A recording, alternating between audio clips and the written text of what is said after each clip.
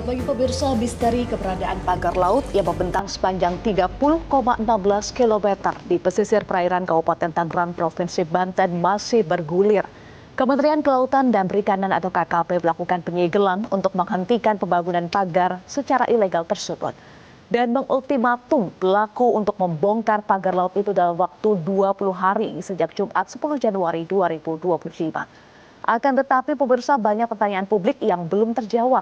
Siapa yang memerintahkan pembakaran dan apa motivasinya?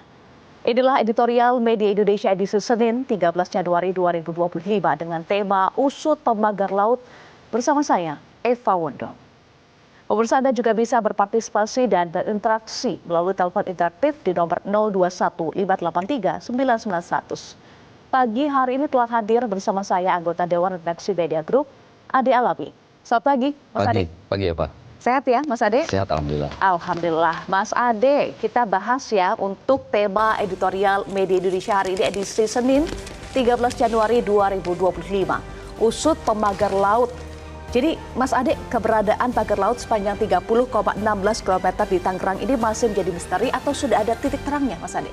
Sampai sekarang belum ada titik terang ya dari sisi pemerintah baik di KKP ataupun di Dinas Kelautan yang mengaku sudah menginvestigasi sejak September lalu. Sampai hari ini belum juga menyimpulkan atau menyampaikan siapa pelaku pemagaran. Ya.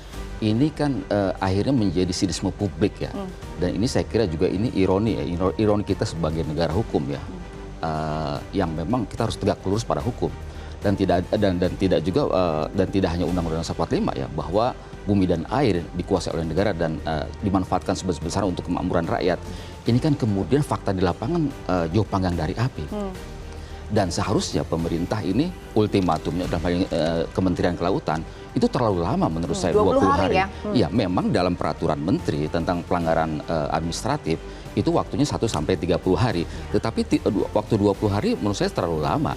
Ini berapa 3 hari aja saya kira udah bisa diketahui siapa pelakunya. Kalau memang benar pemerintah dalam hal ini Dinas Kelautan Provinsi Banten mengaku sudah menginvestigasi dengan pemerintah pusat sejak tahun lalu, sejak September. Berarti sudah 5 bulan dong, Mas Sudah Ade? 5 bulan, tapi sampai sekarang belum jelas juga. Nah, ini menurut saya pemerintah harus serius ya. Penyelenggaraan negara ini harus betul-betul akuntabel, harus betul-betul transparan. Bagaimana hal yang seperti sudah tidak boleh terjadi lagi. Ya, Mas Ade, wajar ya kalau ada sinisme publik karena sudah 5 bulan belum terjawab pertanyaan-pertanyaan publik, siapa yang melakukan pembakaran, apa kemudian motifnya. Benarkah pemerintah dan aparat betul-betul tidak tahu, Mas Ade? Dan kenapa membiarkan memasangnya pagar tersebut 30,16 km? Padahal sudah ada laporannya sejak Agustus tahun 2024. Betul. Mas Ade. Nah, ini kan kembali bahwa penegakan hukum di Indonesia ini berdasarkan no viral, no justice. Ini kan tindakan pemerintah melakukan penyegelan kan karena juga viral juga kan di sosial media kan. Bahwa ada sekelompok tertentu, orang-orang tertentu yang di atas hukum sepertinya. Mereka melakukan pemagaran dan tidak tanggung-tanggung sampai 30 km. Ini kan membutuhkan dana yang besar. Dana yang besar kemudian juga mobilisasi orang untuk menancapkan kayu-kayu yang ukurannya 6 meter itu. Ini pekerjaan yang tidak mudah. Dan ini pun dilakukannya malam-malam, sembunyi-sembunyi. Ini kan jelas bahwa ini ada sesuatu yang besar menurut saya, bukan orang-orang kalangan nelayan biasa yang menancapkan bambu-bambu itu. Nah, kemudian ada juga kelompok nelayan mengaku memasang secara swadaya. Swadaya, dan tujuannya luar biasa, mitigasi bencana, menahan abrasi, menghadapi antisipasi megatrust. Ini menurut saya sih akal-akalan dan di luar nalar gitu. Urusan pekerjaan besar gini urusan pemerintah, dan BRIN juga sudah menyiapkan bagaimana mitigasi bencana, bagaimana abrasi, kemudian megatrust dan sebagainya. Baik. Itu bukan pekerjaan nelayan. Termasuk juga biayanya dari mana? Biayanya karena prediksinya adalah sekitar 1,5 miliar rupiah. 1,5 miliar. Dan kita pun tahu juga sebagian besar nelayan kita kan masih di bawah garis kemiskinan gitu. Jadi mereka tidak mempunyai kemampuan ekonomi yang hanya buat makan sekali saja gitu loh. Tidak kemudian punya uang lebih untuk melakukan sesuatu yang di luar jangkauan mereka. Nanti kita bahas lagi ya, Mas Ade, soal pengusutan pemagar laut. Ini masalah tidak mampu atau tidak mau. Nanti kita akan bahas lagi pemirsa, inilah editorial Media Indonesia hari ini, Usut Pemagar Laut.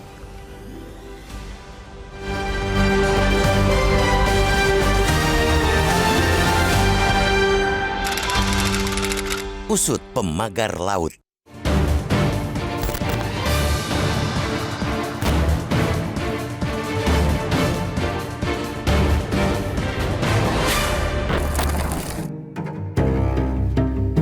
Drama misteri keberadaan pagar laut yang membentang sepanjang 30,16 km di pesisir perairan Kabupaten Tangerang, Provinsi Banten masih bergulir.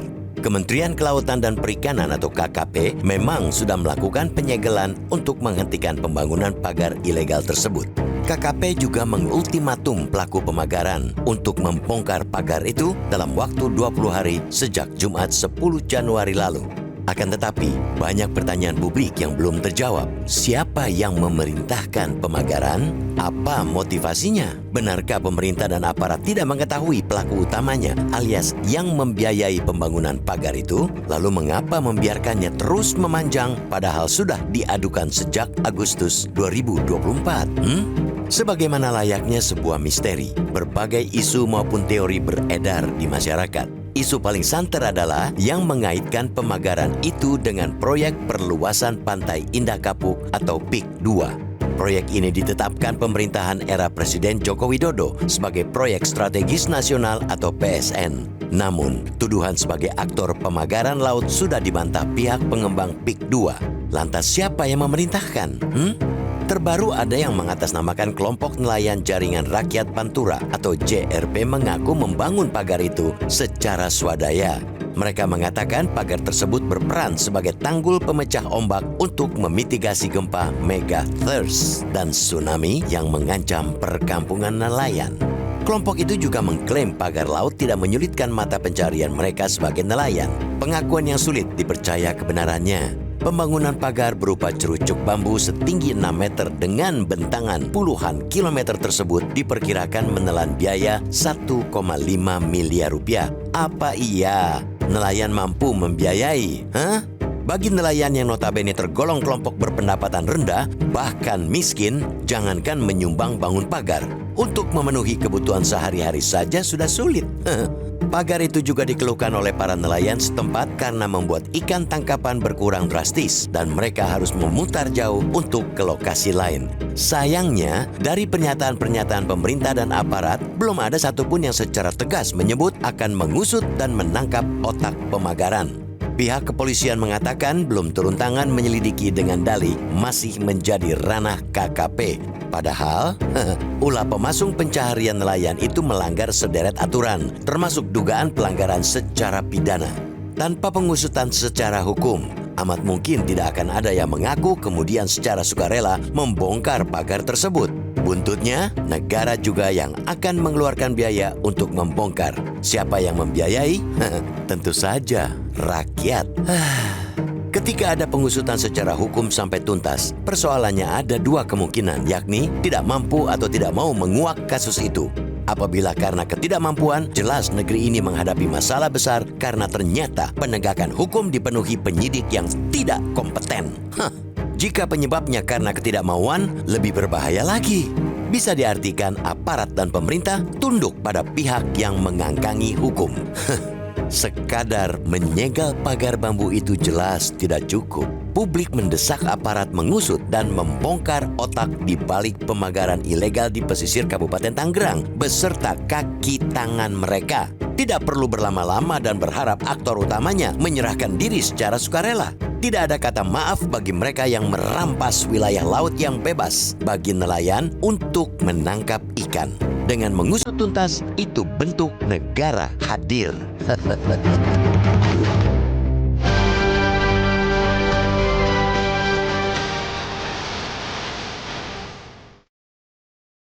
Ya, pemirsa dan Mas Ade, usut pemagar laut dengan mengusut tuntas itu bentuk negara hadir. Tapi masalahnya sampai hari ini belum ada pernyataan pemerintah dan aparat yang tegas akan mengusut dan menangkap otak orang yang ada di baliknya itu siapa, Mas Ade?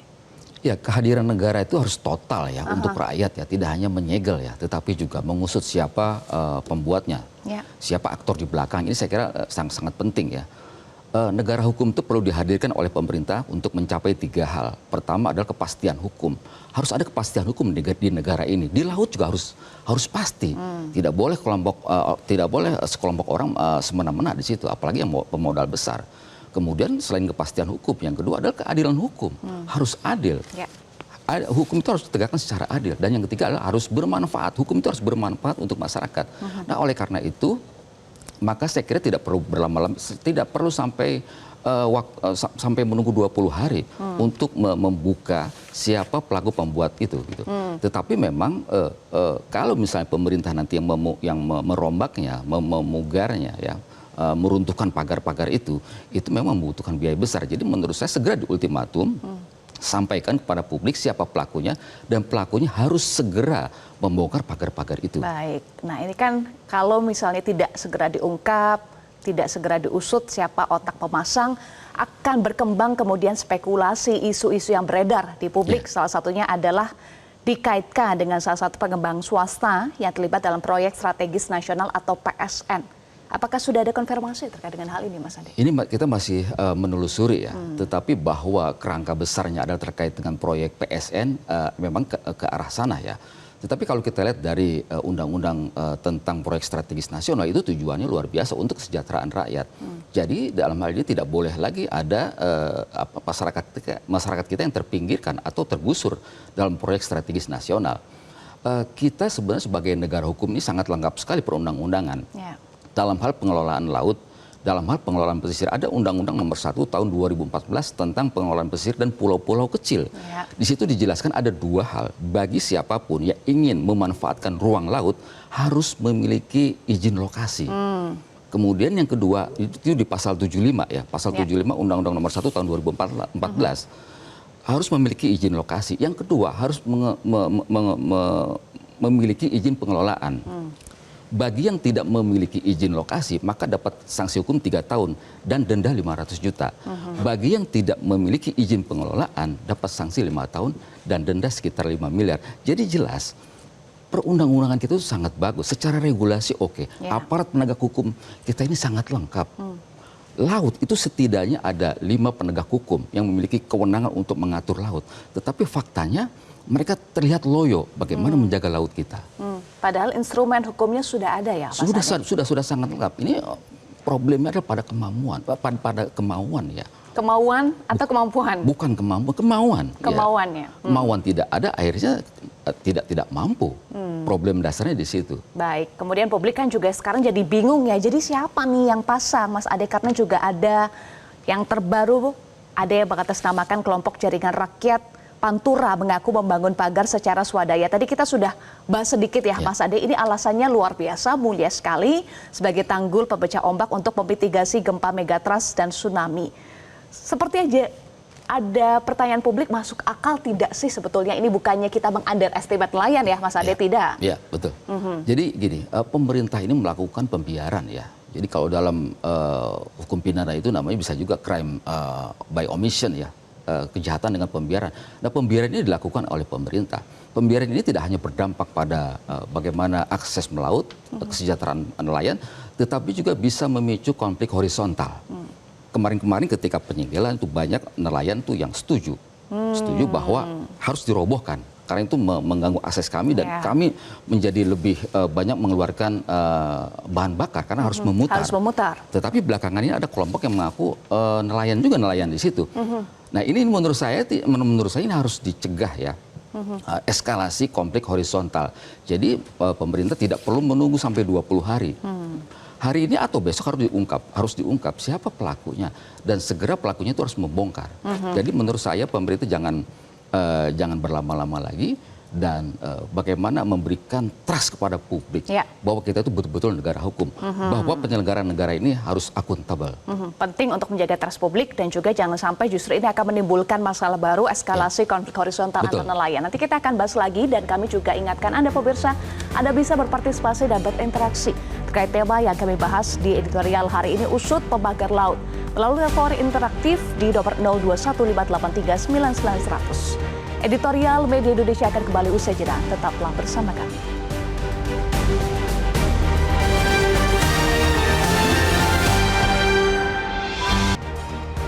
Pemirsa, terima kasih Anda masih bersama kami di Editorial Media Indonesia. Kita sudah tersambung dengan penelpon Editorial Media Indonesia hari ini Senin 13 Januari 2025. Kita langsung sapa Pak Tasrik Usman dari Banjarmasin. Selamat pagi Pak Tasrik. Selamat pagi Mbak Eva, selamat pagi Bang Ade Arawi. Assalamualaikum warahmatullahi wabarakatuh. Waalaikumsalam warahmatullahi wabarakatuh. Silahkan Pak Tasrik. Iya, usut tuntas pemagar laut ya. Bang Ade, negara kita adalah negara hukum ya, yang dimana seluruh ketentuan baik itu ada di laut, di darat maupun di udara, semua ada aturan. Nah sekarang, kok ada orang yang mencoba memagar laut dengan jarak yang tidak gampang, itu 30,16 km. Dan ini harus segera dicari siapa pelakunya, dan dia harus bertanggung jawab untuk membongkar dan sekaligus diproses secara hukum. Karena ini di samping membuat negara dalam negara, dia juga melanggar pasal 33, di mana bumi, air, dan kekayaan di dalamnya itu dikuasai oleh negara, dipergunakan kepentingannya sebesar-besarnya untuk masyarakat. Nah sekarang dengan adanya pemagaran ini kalau katakan ada yang mengatakan ini dilaksanakan oleh nelayan, saya kurang percaya itu. Karena apa? Nelayan itu kan ketika malam mereka melaut. Di mana lagi waktunya kalau dia mau mengerjakan itu, di siang dia harus istirahat. Jadi ini jangan sampai ada oknum-oknum yang hanya punya kepentingan seperti yang terjadi di PIK 2 itu. Jangan sampai nanti hal-hal ini dibiarkan, sehingga saya menyarankan kepada para aparat jangan terlalu lama mencari siapa pelakunya. Anda tidak perlu takut karena sekarang itu presidennya Pak Prabowo. Pak Prabowo itu seorang jenderal yang ingin tegas, tidak ingin ada negara dalam negara. Jadi sekarang sudah berubah era kepemimpinan. Jadi para aparat tidak perlu takut siapa yang membacking dari pemagar laut itu sendiri. Itu saja, terima kasih. Assalamualaikum warahmatullahi wabarakatuh.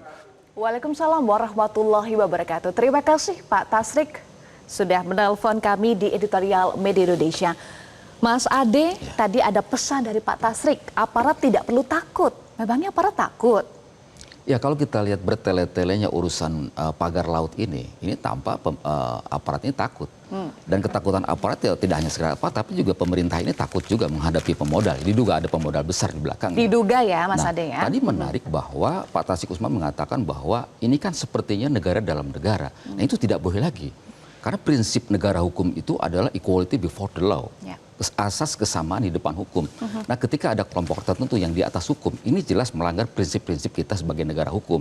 Jadi pemerintah tidak perlu lagi berlama-lama untuk mengungkap siapa pelakunya. Dan segera robohkan pagar laut itu.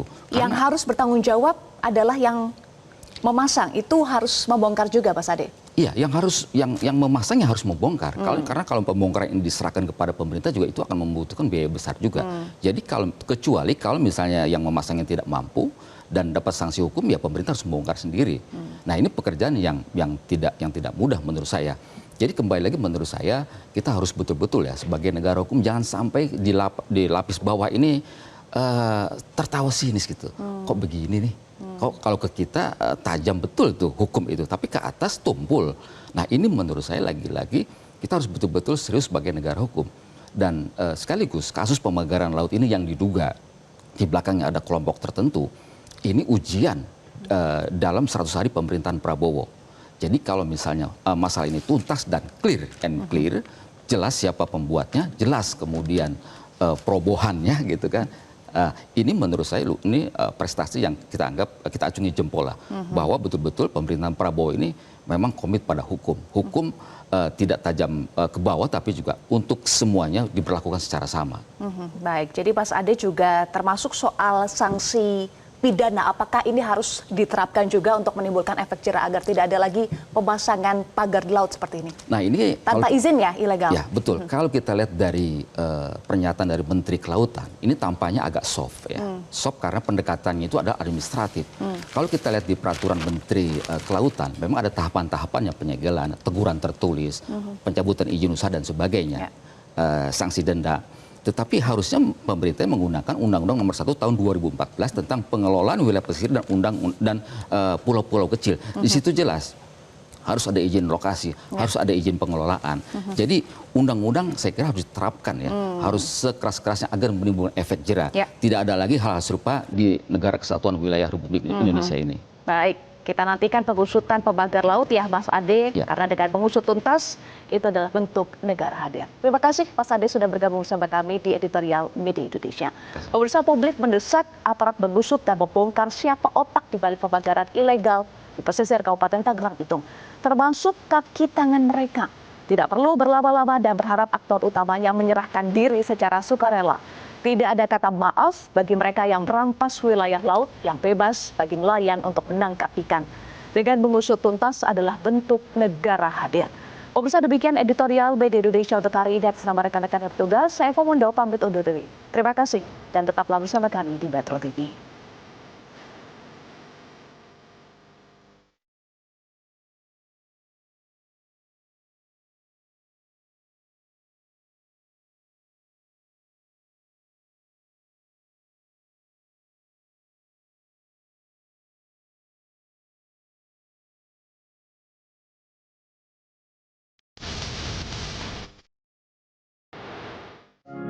Media Indonesia mengajak Anda untuk mengakses fitur premium e-paper. Dengan sajian konten berbasis intelektual dan meneguhkan kebangsaan, Media Indonesia tampil dengan lebih dinamis melalui e-paper Media Indonesia yang dapat Anda akses kapan saja, di mana saja. Caranya mudah, download aplikasi Media Indonesia di Android atau ketik link e-paper.mediaindonesia.com atau bisa scan QR code pada layar kaca Anda. Klik tab e-paper di bagian samping layar tablet Anda. Daftarkan data diri, serta pilih paket berlangganan e-paper Media Indonesia sesuai dengan kebutuhan Anda. Nikmati juga bonus spesial tambahan 4 halaman rubrik fokus setiap hari. Semua bisa Anda dapatkan hanya di e-paper Media Indonesia. Untuk informasi lebih lanjut, hubungi customer service di nomor 0811 1201 2018 atau kunjungi media sosial @mediaindonesia. Media Indonesia, referensi bangsa.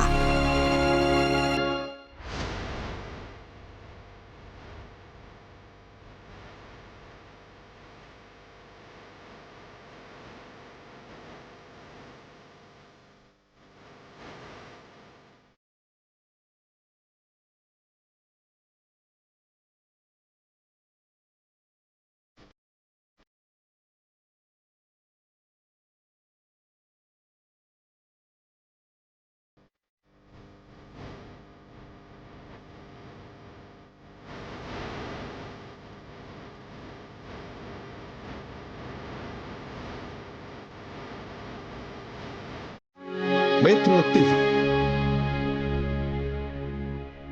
Jelajahi cara baru mendapatkan informasi. Download Metro TV Extend sekarang.